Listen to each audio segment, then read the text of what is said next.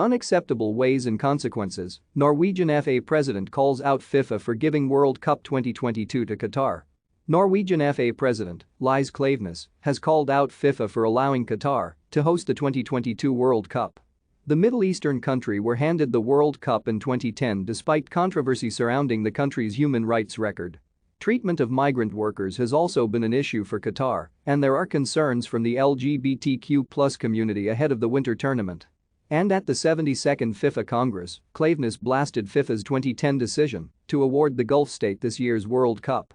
Klaveness said, "In 2010, the World Cup was awarded by FIFA in unacceptable ways with unacceptable consequences. Human rights, equality, democracy, the core interests of football, were not in the starting eye until many years later. These basic rights were pressured on as substitutes, mainly by outside voices." FIFA has later addressed these issues, but there is still a long way to go. The migrant workers injured or families of those who died in the build-up to the World Cup should be cared for. FIFA, all of us, must now take all necessary measures to really implement change.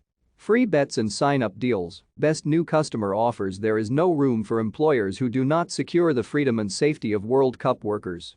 No room for leaders that cannot host the women's game.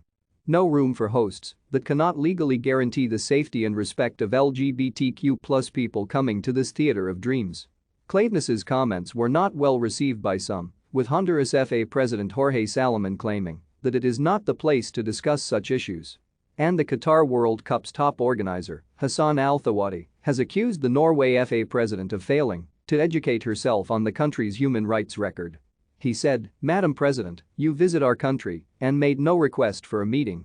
You did not attempt to contact us and did not attempt to engage in dialogue before addressing Congress today.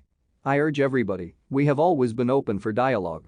We have always welcomed constructive criticism that is based on discussion, understanding the issues and understanding the context of the issues and the progress of the facts on the ground. We will always have our doors open for anybody who wants to understand the issues, who wants to educate themselves before passing any judgment." On that note, I would like to inform yourselves, as well as the Norwegian Federation, and anybody who has doubts about the legacy of this World Cup, that this World Cup is creating legacy. We are creating legacy before a ball has even been kicked. The International Labour Organization has described Qatar's reforms as historic. The International Trade Union Confederation considers Qatar's updated laws as a benchmark for the region. The Building and Woodworkers International has compared the safety standards on World Cup sites as equal to those in Europe or North America. Remember that a number of these entities that I have mentioned were at one time outspoken adversaries of ours, but through taking time to understand the complexities of the situation on the ground and through a shared commitment to improving lives, those who were once adversaries became allies and partners.